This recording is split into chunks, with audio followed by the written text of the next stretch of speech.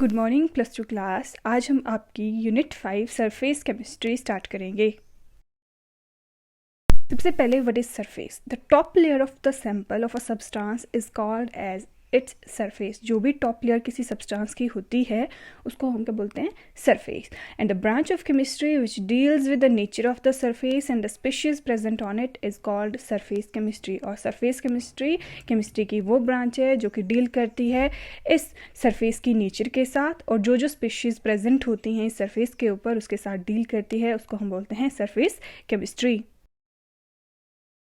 Solids में unbalanced forces होती हैं जिसकी वजह से उनमें टेंडेंसी होती है गैस या फिर लिक्विड के मॉलिक्यूल्स को अपनी तरफ अट्रैक्ट करने में।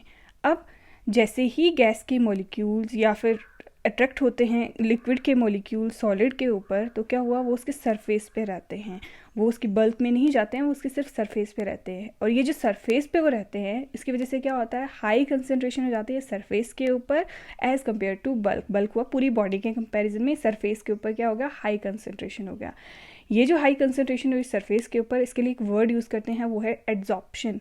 तो एड्जॉर्प्शन क्या होती है? The phenomenon of higher concentration of molecule species that may be gases और liquid on the surface of solid then in the bulk. Body के कंपैरिजन में जब सरफेस के ऊपर हायर कंसनट्रेशन हो जाएगी सॉलिड्स के, तो उसको क्या बोलेंगे? एड्जॉर्प्शन।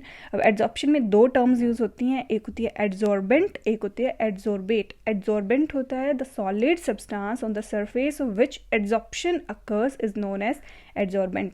जिस सॉलिड सब्सटेंस के सरफेस के ऊपर एड्जॉर्प्शन हुई उसको बोलेंगे एड्जॉर्बेंट।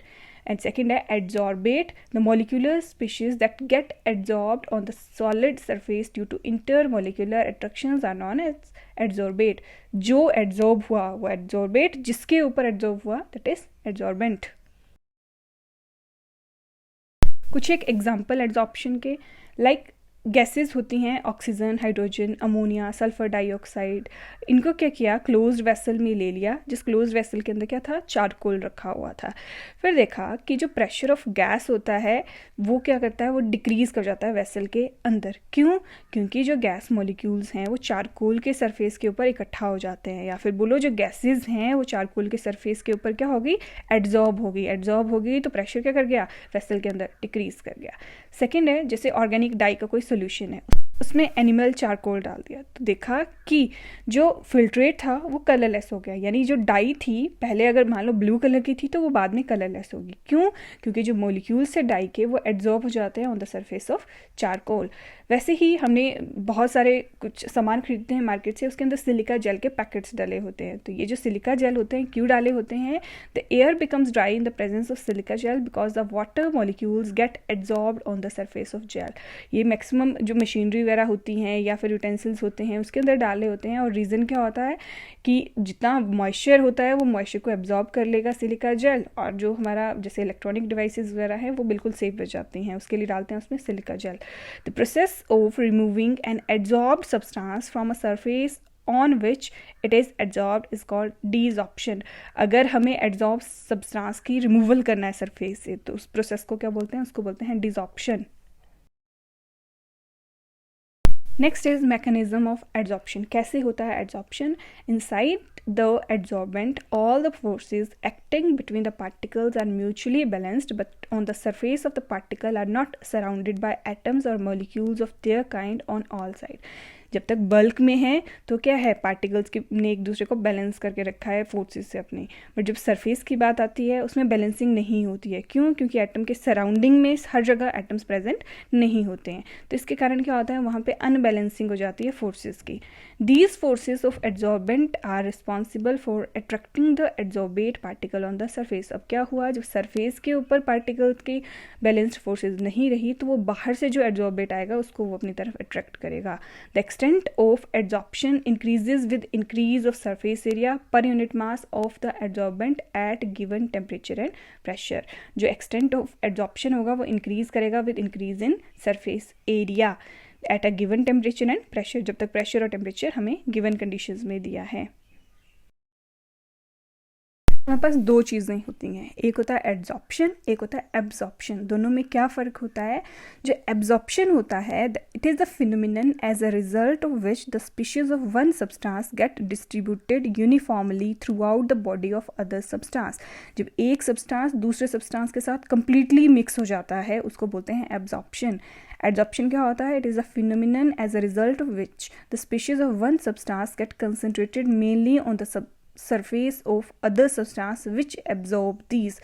और एड्जॉर्प्शन में क्या होता है? एड्जॉर्प्शन का मतलब कि किसी एक सब्सटेंस की जो स्पीशीज़ हैं वो सिर्फ सरफेस के ऊपर कंसनट्रेटेड होगी, ना कि बल्क में, यानी बॉडी में डिस्ट्रीब्यूटेड नहीं होगी। एब्जॉर्प्शन में क्या होता है? The concentration is through out the material, जबकि एड्जॉर्प्शन में क्या होता है? जो कंसनट्रेशन होती है वो सरफेस के ऊपर डिफरेंट होती है और बल्क के अंदर डिफरेंट होती है। Absorption is bulk phenomenon, adsorption is surface phenomenon. जो एब्जॉर्प्शन होती है ये प्रोसीड करती है यूनिफॉर्म रेट में, और एड्जॉर्प्शन क्या होता है? स्टार्टिंग में ये फास्ट होती है, फिर धीरे धीरे इसका रेट क्या कर जाता है? डिक्रीज कर जाता है। टाइप्स ऑफ एड्जॉर्प्शन, दो टाइप की एड्जॉर्प्शन होती है। फिजिकल एड्जॉर्प्शन जिसको फिजियोजॉर्प्शन भी बोलते हैं, केमिकल एड्जॉर्प्शन जिसको केमिजॉर्प्शन भी बोलते हैं। अब हम इनको दोनों को डिफरेंस के टर्म में एक्सप्लेन करेंगे। Difference between physisorption and chemisorption. सबसे पहले नेचर ऑफ फोर्सेस। जो फिजिकल एड्जॉर्प्शन होती है उसमें weak van der Waals forces present होती है, जबकि केमिजॉर्प्शन में स्ट्रॉन्ग केमिकल बॉन्ड्स प्रेजेंट होते हैं। सेकेंड पॉइंट है हीट ऑफ एड्जॉर्प्शन। जो फिजिकल एड्जॉर्प्शन है उसमें हीट ऑफ एड्जॉर्प्शन यानी रिलीज होती है एनर्जी वो कम होती है, 20 से लेके 40 किलो जूल पर मोल एनर्जी रिलीज होती है, जबकि केमिकल एड्जॉर्प्शन में हाई हीट ऑफ एड्जॉर्प्शन होती है, 80 से 240 किलो जूल पर मोल तक एनर्जी रिलीज होती है। टेम्परेचर, जो फिजिकल एड्जॉर्प्शन है वो लो टेम्परेचर पे अक्कर करती है और केमिकल एड्जॉर्प्शन के लिए हाई टेम्परेचर रिक्वायर्ड होता है। फिजिकल एड्जॉर्प्शन रिवर्सिबल नेचर की होती है and chemical adsorption irreversible nature की होती है। Next is specificity. जो फिजिकल एड्जॉर्प्शन है ये स्पेसिफिक नेचर की नहीं होती है। इसका मतलब सारी की सारी गैसेस जो हैं वो किसी भी सॉलिड के सरफेस के ऊपर एब्जॉर्ब हो सकती हैं, जबकि केमिकल एड्जॉर्प्शन जो होती है ये हाईली स्पेसिफिक नेचर की होती है। इसका मतलब ये सिर्फ तभी अक्कर करेगी जब बॉन्ड की फॉर्मेशन होगी between adsorbent and adsorbate molecule. Next है extent of adsorption. The extent of adsorption is directly related with ease of liquefaction of gas. Physical adsorption के केस में और केमिकल एड्जॉर्प्शन के केस में इसका कोई रिलेशनशिप नहीं होता है ease of liquefaction of gas के साथ। State of adsorbate, same state as in the bulk physical adsorption के केस में, और केमिकल एड्जॉर्प्शन के केस में क्या होता है? बल्क में डिफरेंट होगा देन इन द सरफेस। आज हम चैप्टर में यहीं तक डिस्कस करेंगे, नेक्स्ट टॉपिक जो है वो नेक्स्ट लेक्चर में करेंगे। That's all for today, thank you.